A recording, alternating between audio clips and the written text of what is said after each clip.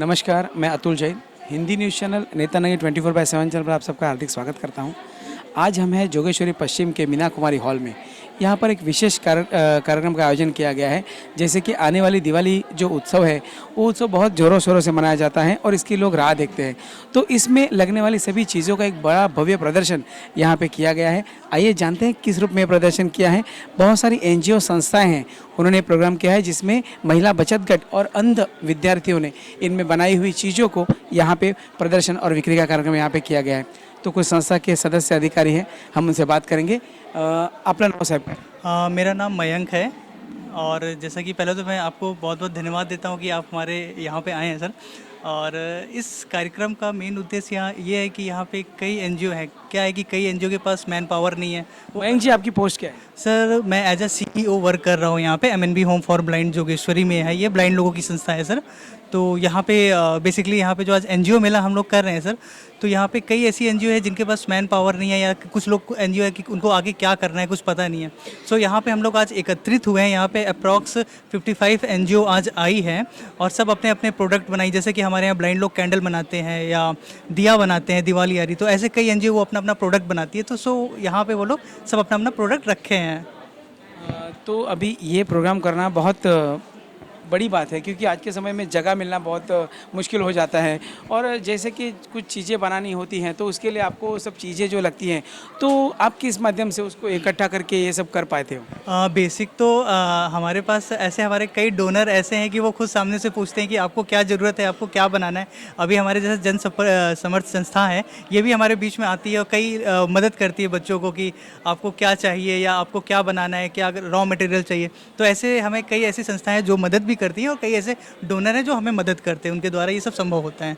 अच्छा, आप जो ब्लाइंड्स जो स्कूल चलाते हैं या क्या ब्लाइंड्स का आप क्या करते हो, किस हिसाब से प्रोग्राम कर रहे हो? बेसिकली तो ये ट्रेनिंग सेंटर है यहाँ पे 2 टाइप के हॉस्टल, एक वर्किंग हॉस्टल एक वर्कशॉप हॉस्टल है। यहीं पे है।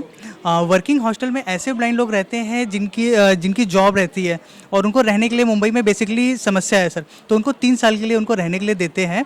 जैसे ही वो 3 साल कंप्लीट करते हैं फिर उनको चेंज करके फिर दूसरे ब्लाइंड आते हैं, तब तक वो कुछ इकट्ठा कर लेते हैं और वो कहीं रेंट पे रूम वगैरह ले सकते हैं। और जो हमारे वर्कशॉप वाले बच्चे हैं वो ऐसे बच्चे हैं जो ऑल ओवर महाराष्ट्र इंडिया से आते हैं, जिनको यहाँ पे हम लोग ट्रेनिंग देते हैं, कैंडल मेकिंग, हैंगर मेकिंग, ये सारी ट्रेनिंग देती है। ये 4.5 साल का कोर्स होता है। उसके बाद जैसे ही वो जाएंगे तो उनको जैसे घर घंटी या फोटोकॉपी मशीन, उनको कुछ ना कुछ पैरों पे खड़े हो सके, इसके लिए सर हम लोग सपोर्ट करते हैं सर।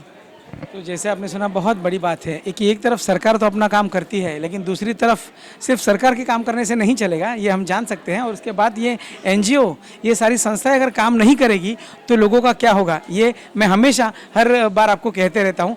तो आपने जैसे देखा है कि इन्होंने सब बताया कि ब्लाइंड्स लोगों के लिए इन्होंने काम किया है। हमारे साथ एक महिला है जो बहुत सालों से इस अंधेरी पश्चिम विभाग में सामाजिक कार्यों से जुड़ी हैं। आप आपलं नाव काय? प्रज्वला इंगळे माझं नाव.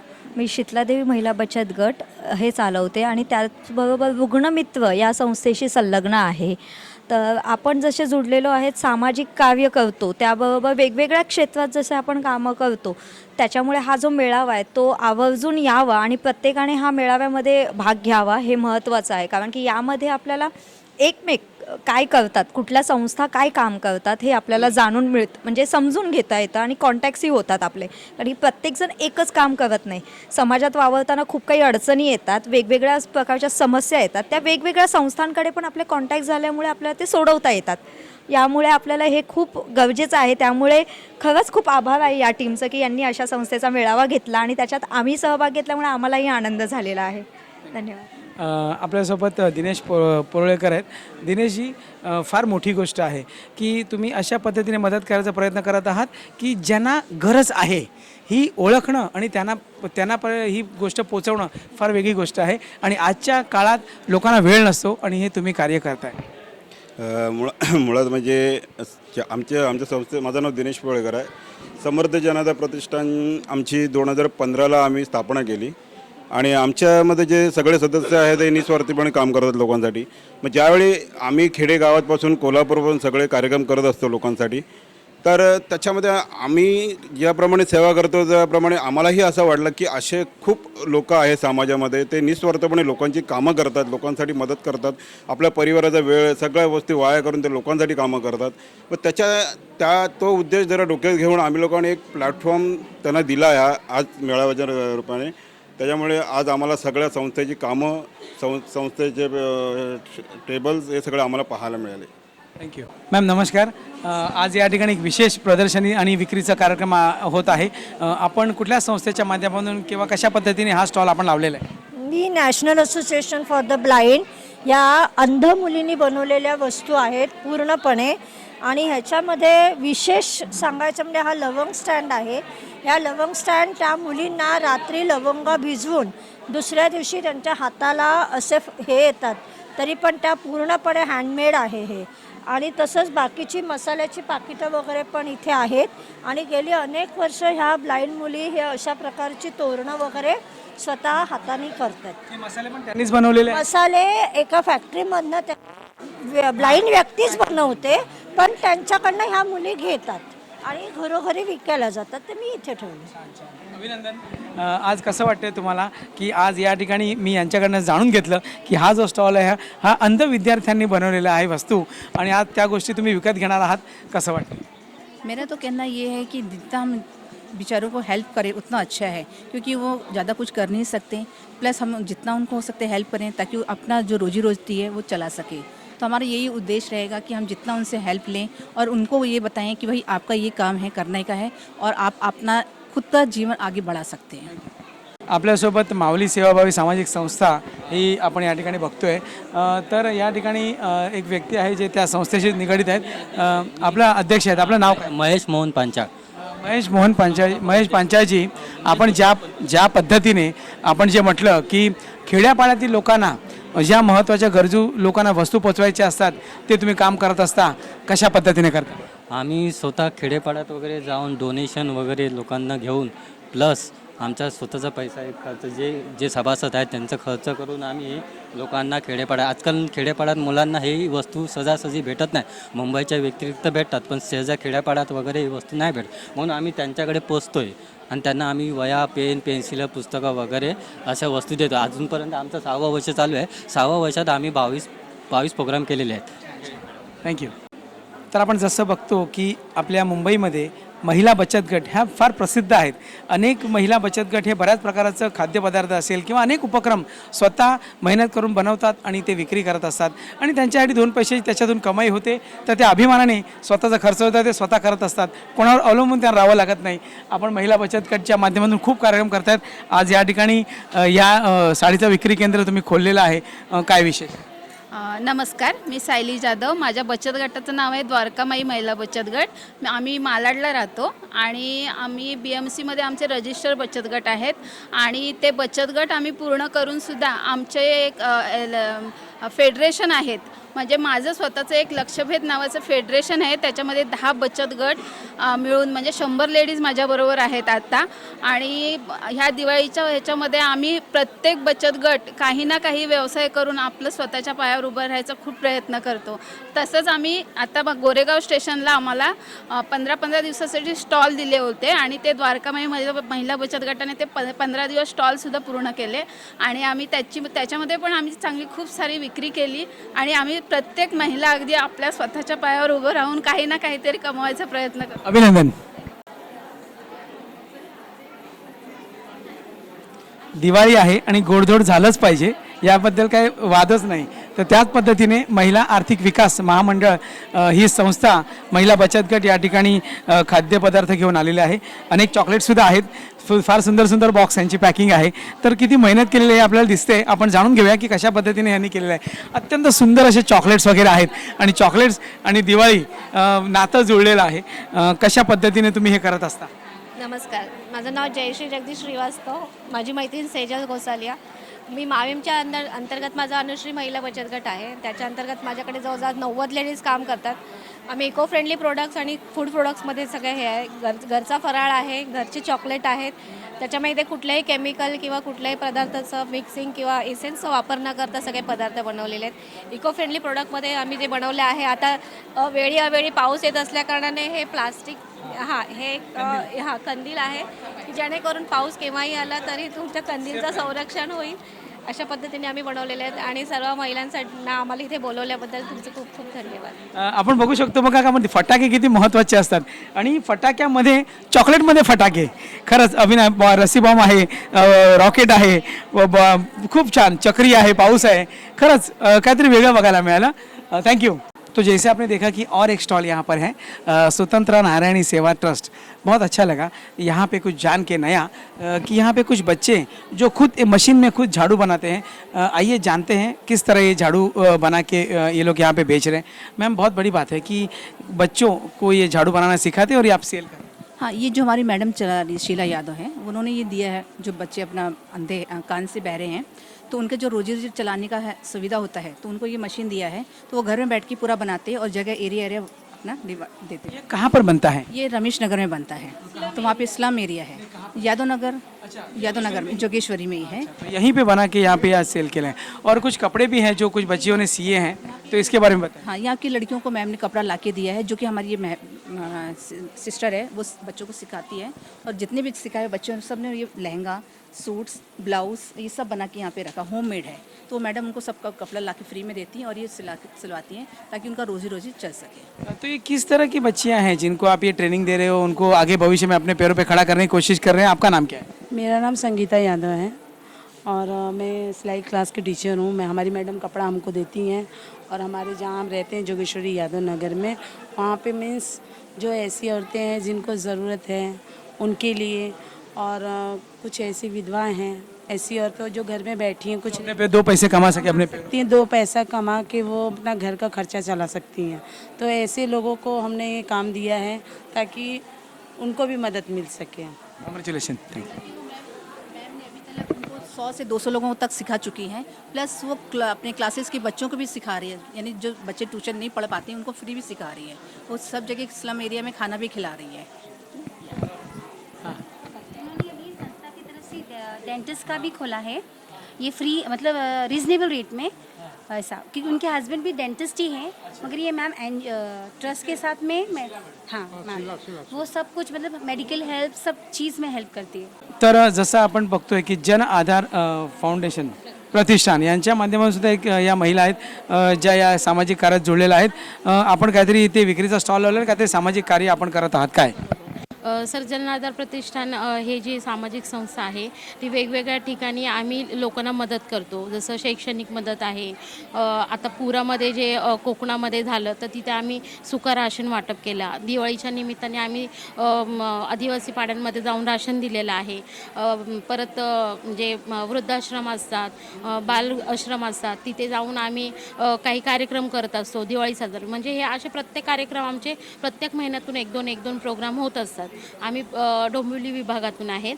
तर मी प्रतिष्ठानाचीच एक सदस्य आहे. आम्ही आमच्या प्रतिष्ठानातर्फे आम्ही तर काम करतच असतो, पण आमच्या फॅमिलीला पण घेत असतो. ही माझी मम्मी आहे आणि ह्या ज्या आहेत आपलं घरातलं थोडंफार करण्यासाठी ह्या काही गोष्टी, हे लाडू वगैरे त्या स्वतःच बनवतात आणि त्या विक्रीसाठी आम्ही इथे आलो आहे. आपल्यासोबत पद्मावती देवी महिला मंडळ आकटण वसई महिला बचत गट. हो हो, काय आज विशेष काय आहे? विशेष आम्ही फराळाचं सगळं बनवतो आणि विविध प्रकारचे ते आपले मसाले करतो आणि अजून काही विणकाम वगैरे असे काही आम्ही. या सगळ्या तुमच्या महिला बचत गटाने बनवलेले आहे? हो, या महिलांनीच बनवले. बचत गटाच्या महिलांना मी बोलवते कारण त्यांना एक काहीतरी एक मिळावं म्हणून. नमस्कार मॅडम, आपलं नाव काय? माझं नाव नमिता नंदकिशोर गुरव. आज या ठिकाणी स्टॉल लावलेला आहे आपण, काय विशेष कशा पद्धतीने हे आपण काम करताय? हां, मी ह्या चेशायर संस्थेमध्ये आज गेली 15 वर्ष सोशल वर्कर म्हणून काम करत आहे आणि मी फक्त आपण अपंग मुलांवरच काम करतो. जे व्हीलचेअरवरती अडल्ट्स आहेत त्या चेशायर संस्थेमध्ये राहतात. त्यांना 35-40 इयर्स झाले तिथे राहत आहेत आणि त्यांच्याकडे म्हणजे त्यांना जे आम्ही वस्तू देतो खाण्यापिण्यापासून राहण्यापासून सगळं फ्री आहे. पण म्हणतात ना की माणसाला एक थोडेफार पैशाची गरज असते, काहीतरी वस्तूची गरज असते. तर मग ती लोकं तिथे व्हीलचेअरवरती जे राहणार आहेत ते हे बॅगा शिवतात आणि त्याच्यातून आम्हाला जे मानधन येतं ते आम्ही त्यांना देतो की जेणेकरून त्यांना गरजेला लागणाऱ्या वस्तू आहेत ते घेऊन यावेत म्हणून. आणि तिथे मेंटली चॅलेंज मुलांची शाळा आहे, तर त्या मतिमंद मुलांना सुद्धा तिथे शिकवलं जातं. पुन्हा त्यांच्याकडून ह्या ज्या गोष्टी आहेत म्हणजे ह्या बॅगा वगैरे आहेत ते शिवून घेतो आम्ही त्यांच्याकडून. आता त्यांचे पालक जे आहेत बंगारचं काम करतात, इलेक्ट्रिशियन आहेत, कलरिंगचं काम करतात आणि त्या मुलांना फिट्स येते. मग त्याच्यासाठी सुद्धा आमची संस्था जी आहे की एक मेडिसिनची मदत 4,000 जर असेल मेडिसिन महिन्याचं तर त्यांना 2,000 तरी आम्ही त्यांना देतो. ऑपरेशन खर्च देतो. व्हीलचेअर वॉकर आहेत ते सगळं फ्री आहे त्यांना. शाळेमध्ये ॲडमिशन करून देणं, फिजिओथेरपीसुद्धा तिकडे फ्री आहे. म्हणजे बऱ्याचशा गोष्टी आहेत की आमची संस्था तिकडे करते. पुन्हा एक आमच्या ते आता ह्या सरांशीच बोलणं झालं, ऑर्गॅनिक तिथे भाजीपाला जो आहे तिथे तो पिकवला जातो आणि त्यांना ते खायला घातलं जातं तिकडे. हे सगळं कुठे होतं? चेशार होमा कोण? अंधेरी महाकालीला आहे, सेंट अर्नॉल्ड स्कूलच्या बाजूला, होली स्पीडच्या पुढे. तर आपण बघतो जसं की चेशार होम फार प्रसिद्ध आहे आणि तिथे बरीच मुलं आहेत जी मतिमंद असतात आणि अशा मुलांकडनं हे काम करून घेतलेलं आहे. तर आजच्या या मीना कुमारी हॉलमध्ये एक विशेष स्टॉल आहे. तो विशेष स्टॉल खरंच विशेष आहे कारण का या स्टॉलचं नाव आहे रुग्ण मित्र. आता हे रुग्ण मित्र खरं म्हणजे काय आहे हे जाणून घेण्याची गरज आहे. का आपण जेव्हा रुग्ण म्हटलं की आपल्याला वेळ नसतो कारण का आपण आपल्या कामात बिझी असतो. पण हे रुग्ण मित्र आहेत. तुम्ही कसे रुग्ण मित्र आहात ते सांगा. रुग्णमित्र म्हणजे कसं आहे की प्रत्येक हॉस्पिटलमध्ये काम करणारा आपला तो डॉक्टर असू दे, नर्सेस असू दे, स्वीपर असू दे, वॉर्डबॉय असू दे, फार्मासिस्ट असू दे, टेक्निशियन असू दे, हे सगळे रुग्णमित्र म्हणूनच आम्ही काम करतो. आणि त्या माध्यमातून समाजातले जे काही आमचे NGOज काम करतात त्यांना जोडून घेऊन ही रुग्णमित्र संकल्पना आपण तयार केलेली आहे. त्या रुग्णमित्राच्या माध्यमातून शासनाच्या काही योजना आहेत. महात्मा फुले जन आरोग्य योजना आहे, प्रधानमंत्री जन आरोग्य योजना आहे, ट्रस्ट हॉस्पिटलमध्ये 20% कोटा आहे. त्याला कागदपत्र काय लागतात, मग त्या कागदपत्राच्या आधारावर जे गरीब गरजू रुग्ण आहेत त्यांना मदत कशी होईल त्याचा प्रयत्न रुग्णमित्र नेहमी करत असतो. आपण सांगा की आपण सुद्धा यांच्यासोबत जुळलेले आहात. काय विशेष आपल्याकडनं कार्य होतं आहे किंवा झालेलं आहे? सर्वात महत्त्वाचं म्हणजे गरजू लोकांच्यापर्यंत आपण पोहोचलं पाहिजे. कारण शासन, केंद्र शासन किंवा आपल्या जिल्हा परिषद जे तळागाळापर्यंत आपण शहरामध्ये राहतो, परंतु काही योजना शहरातल्या लोकांना माहीत असतात, परंतु तालुका जे पातळीवरती किंवा ग्राम पातळीवरती या गोष्टी माहीत नसतात. परंतु प्रत्येकजण मुंबईमध्ये उपचारासाठी यायला मात्र नक्की धावत असतो. मग ते महाराष्ट्र असू दे किंवा अन्य राज्यातले, बिहार असू दे, केरळ असू दे, अन्य राज्यातले लोकसुद्धा आपल्या मुंबईमध्ये येत असतात. तर त्यांना बऱ्याच वेळा काही भाषेचं अडचण येते, काही वेळा राहायची अडचण येते. तर विनोद सर, मी आणि हे आमचे सर्व कार्यकर्ते, कलिग आहेत आमचे सर्व, आज यांच्याबरोबर आम्ही काम करत असतो. आमचं वैशिष्ट्य असं की विनोद सर आम्ही आणि किंवा संघटनेतले आमचे हे आहेत जे लोक काम करत आहेत ते आम्ही प्रत्येक फोन अटेंड करतो आणि प्रत्येकाला हे विचारतो की बाबा आम्ही तुला काय मदत करू शकतो. हे आमच्या संघटनेचं वैशिष्ट्य आहे. खरं म्हणजे बघायला गेलं तर असं कधी होतं, असं मला तर आजच विचार पडतोय की असं कधी होतं का की रुग्ण आहे, रुग्ण आणि त्याचं परिवार खूप परेशान असतं, पण त्यासाठी कोणतरी विचारणारं आहे हे खरं म्हणजे लोकांना माहीतच नाही आहे. खरं म्हणजे तुम्ही प्रत्येक जागोजागी पोहोचणं आज गरजेचं आहे कारण का शासन आहे, पण शासनाच्या ज्या स्कीम आहेत त्या लोकांना माहीतच नाही आहेत. बऱ्याच स्कीम आहेत पण रुग्णांना खूप मोठा पैसा द्यावा लागतो, कारण खूप मोठा त्रास होतो, त्याची भीती असते आणि ते रुग्ण आपले उपचार करू शकत नाही. मॅम काय सांगाल की ज्या पद्धतीने तुम्ही जे करताय, रुग्ण घाबरलेला असतो आणि मोठे मोठे उपचाराला मोठी किंमत मोजावी लागते, तर तुम्ही कशा पद्धतीने लोकांपर्यंत पोहोचण्याचा प्रयत्न करताय? पहिली गोष्ट जे शासनाने आपल्याला जे काही सुविधा दिलेल्या आहेत त्या नक्की नेमक्या रुग्णांना आणि त्यांच्याबरोबर आलेल्या सहकार्यांना माहितीच नसतो. तो पहिला आपण अवेअर करतो. ताबडतोब त्यांचे सगळं जे धावपळ आहे ती 1 to 1 पेशंटबरोबर पण आपण धावपळ करतो. म्हणजे रुग्ण आल्यापासून त्यांचा उपचार होईपर्यंत त्यांना काही सुविधा हव्यात, औषध गोळ्या जे काही हव्या आहेत त्या सगळ्या सुविधा रुग्ण बरा होईपर्यंत फॉलो असतो. हे तुम्ही सगळं सांगताय पण हे कुठे होत असतं, कुठे करताय तुम्ही? कारण काही लोकांना माहीतच नाही आहे. या ज्या आहेत जशा या आहेत आपल्या जशा आपण म्हणतो ना आरोग्य मित्र आपण काम करतो, तर जशा योजना शासनाच्या योजना ज्या आहेत त्याच्यामध्ये ज्या आहेत महात्मा फुले योजना आहे किंवा आपल्या राज्य शासनाच्या ज्या योजना बरोबर हे सगळ्या योजना आहेत. पण मला हे सांगा तुम्ही की लोकांनी जर ह्या गोष्टी जाणून घ्यायच्या असतील तर त्या कशा पद्धतीने जाणून घ्यायच्या? एखादा ठिकाणी रुग्ण असेल तर दिलेला आहे. मी विनोद साडविलकर. आम्ही हा फ्लोचार्ट बनवलेला आहे. त्या फ्लोचार्टमध्ये आमचा कॉन्टॅक्ट नंबर दिलेला आहे. त्याच्यासाठी शासनाच्या कोणत्या योजना आहेत, त्याला कोणते कागदपत्र दिलेले आहेत किंवा त्याचे टोल फ्री नंबर काय आहेत, हे सगळे ह्या चार्टमध्ये फ्लोचार्टमध्ये दिलेलं आहे. आणि तो सॉफ्ट कॉपीसुद्धा आहे आणि हार्ड कॉपीसुद्धा आहे.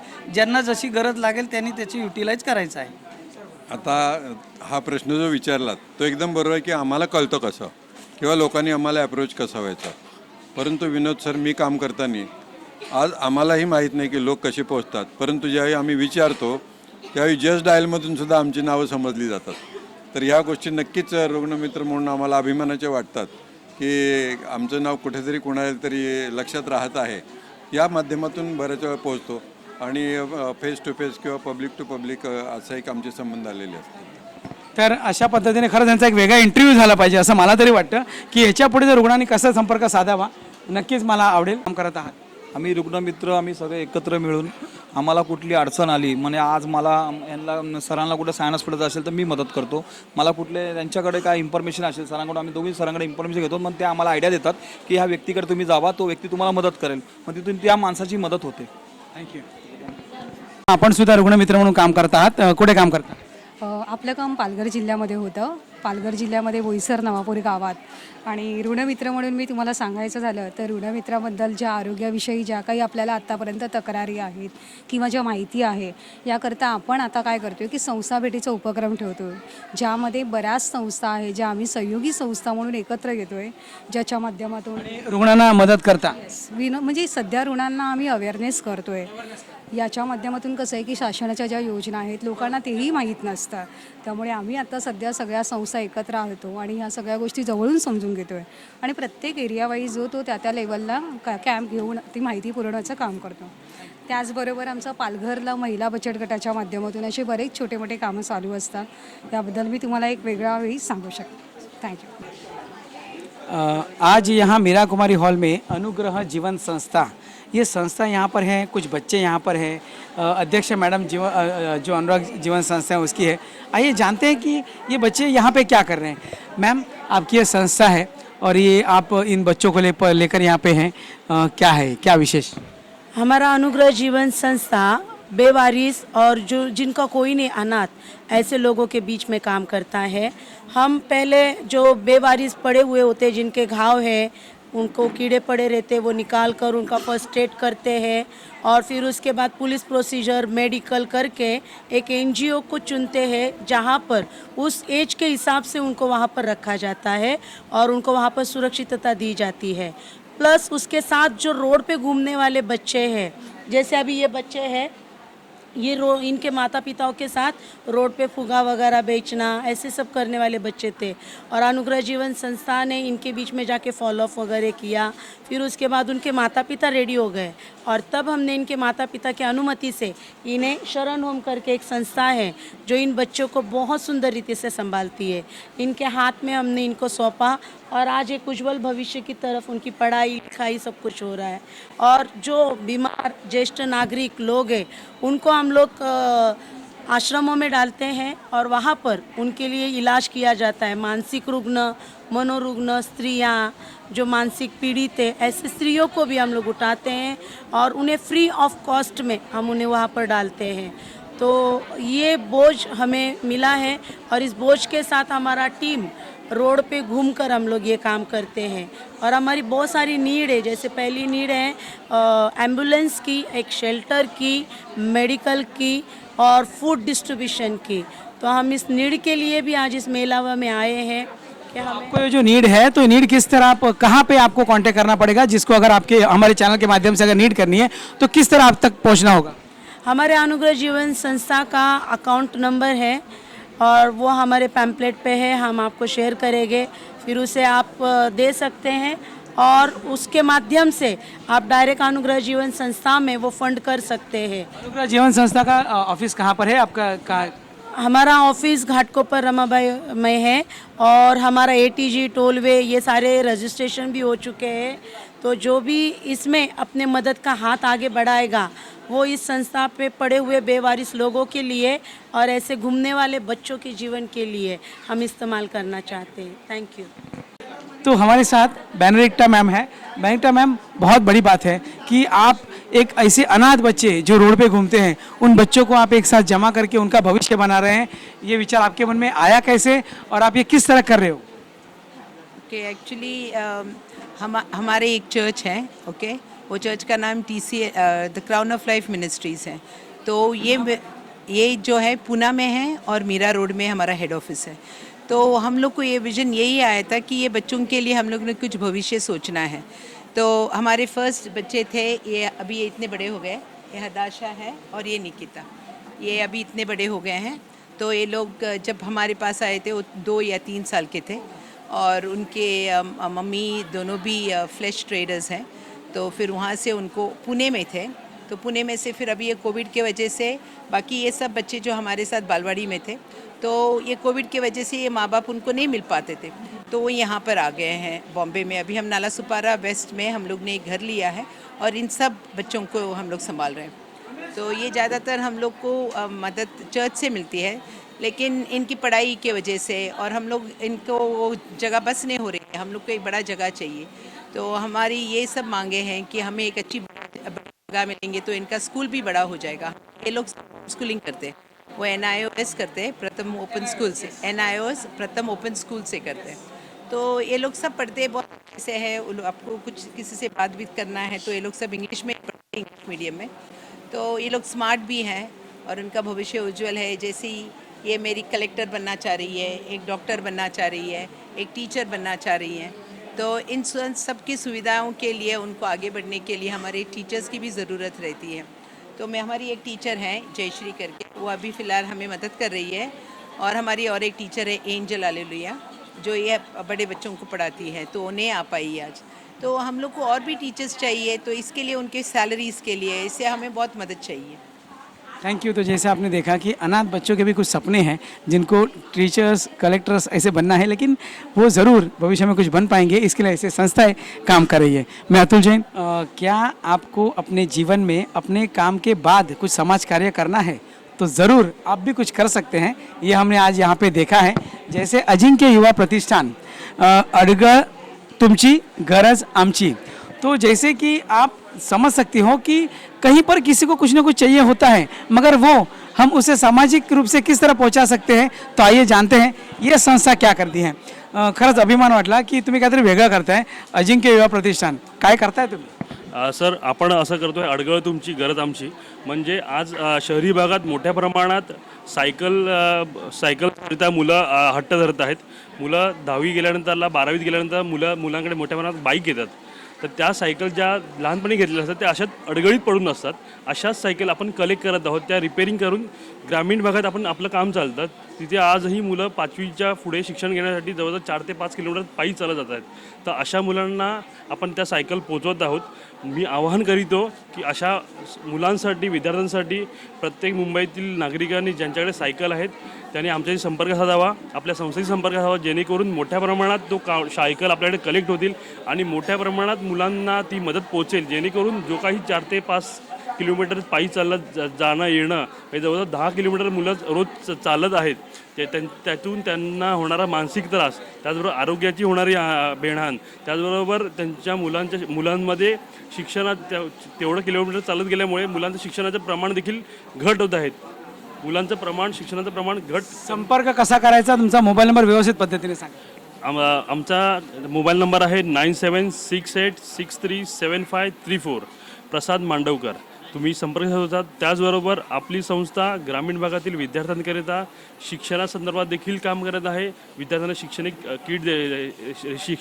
किट देणं असेल किंवा अजून शिक्षणासंदर्भात स्कॉलरशिप देणं असेल, त्याचबरोबर मोबाईल ऑनलाईन दुनियेत ज्यावेळेला होते त्यावेळेला आपण काही विद्यार्थ्यांना मोबाईल देखील प्रोव्हाइड केले, त्यांना ऑनलाईन शिक्षण घेता येत नव्हतं, मोबाईल नव्हते, त्यामुळे मोबाईल देखील काही लोकांना आपण प्रोव्हाइड केले।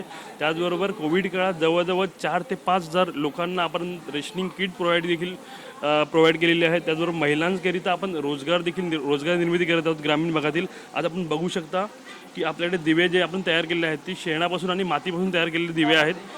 इको फ्रेंडली दिवे आहेत हे, जे शेणापासून आणि मातीपासून तयार केलेले आहेत, जेणेकरून तिकडच्या लोकांना, महिलांना रोजगार निर्मिती व्हावी। ह्यातून जो काही शिल्लक राहील त्यातून आपण त्यांच्या मुलांसाठी शिक्षणासंदर्भात आपण मदत पोचवणार आहोत।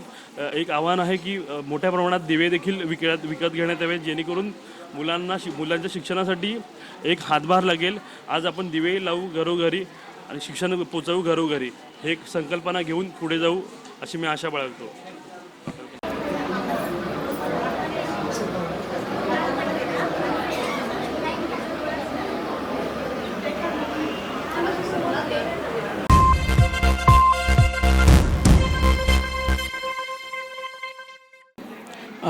नेशनल